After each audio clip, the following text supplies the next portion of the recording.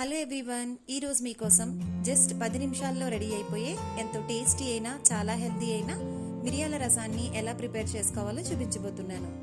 ఈ వర్షాకాలంలో జలుబు, థ్రోట్ ఇన్ఫెక్షన్ అనేవి చాలా మందికి రెగ్యులర్గా వస్తూ ఉంటాయి కదండి. అదే కాకుండా ఎప్పుడైనా పొట్టలో అజీర్తిగా ఉన్నప్పుడు ఇలా కొంచెం మిరియాల రసాన్ని ప్రిపేర్ చేసుకుని తాగితే గనక టేస్టీగా ఉంటుంది. హెల్త్ కూడా చాలా బాగుంటుందండి. వెంటనే బాగా రిలీఫ్ ఉంటుంది.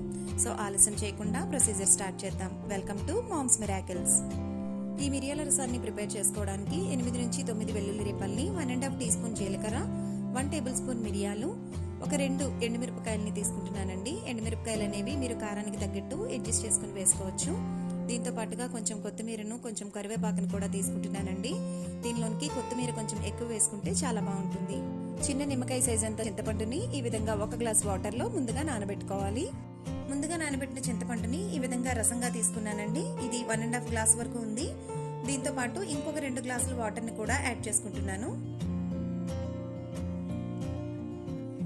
దీనిలోనికి 1 టీ స్పూన్ పసుపుని, రుచికి సరిపడా సాల్ట్ ని కూడా యాడ్ చేసుకోవాలి. ఒక మిక్సీ జార్ లో ముందుగా మనం తీసుకున్న మిరియాలు, జీలకర్ర, వెల్లుల్లిపాయలు, ఎండుమిరపకాయలు, కొత్తిమీర, కరివేపాకును వేసుకుని కోర్స్ గా బ్లెండ్ చేసుకోవాలండి.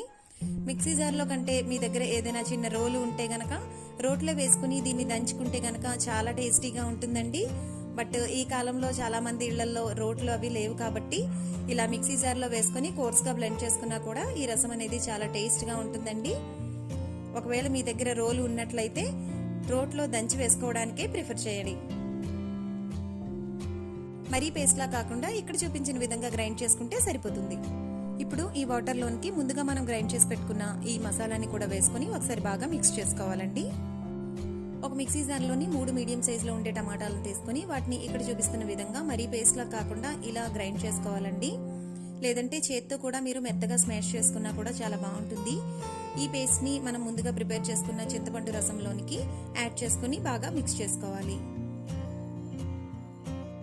రసంలోనికి తాలింపు వేసుకోవడానికి ఒక కడాయిలో 2 టీ స్పూన్స్ ఆయిల్ వేడి చేసుకోవాలండి. యాక్చువల్గా ఈ రసానికి ఎక్కువ ఆయిల్ అనేది అవసరం ఉండదండి. ఈ రసానికి పెద్దగా తాలింపు అవసరం లేదండి. జస్ట్ ఆవాలు వేయించుకుంటే సరిపోతుందండి. ఆవాలు చిటపటలాడగానే మనం రసంలోనికి యాడ్ చేసుకోవడమే. ఈ విధంగా ఆవాలను తాలింపుగా వేసుకున్న తర్వాత కొంచెం కొత్తిమీర, కరివేపాకును కూడా వేసుకోవాలండి. దీంతో పాటు కొంచెం ఇంగువను కూడా యాడ్ చేసుకుంటే రసం చాలా టేస్టీగా ఉంటుంది.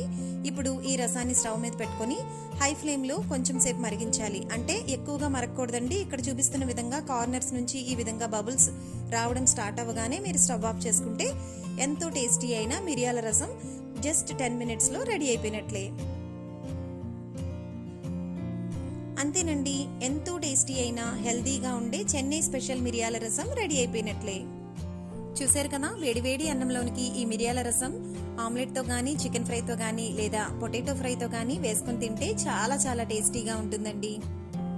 ఈ వీడియో కనుక మీకు నచ్చినట్లయితే లైక్ చేయండి, షేర్ చేయండి, సబ్స్క్రైబ్ చేయడం మాత్రం అస్సలు మర్చిపోకండి. ఫర్దర్ నోటిఫికేషన్ మీకు వెంటనే రావడం కోసం పక్కనున్న బెల్ ఐకాన్ ని ప్రెస్ చేయడం మర్చిపోకండి. మరొక వీడియోలో మళ్ళీ కలుసుకుందాం. అంతవరకు stay home, stay safe. Bye.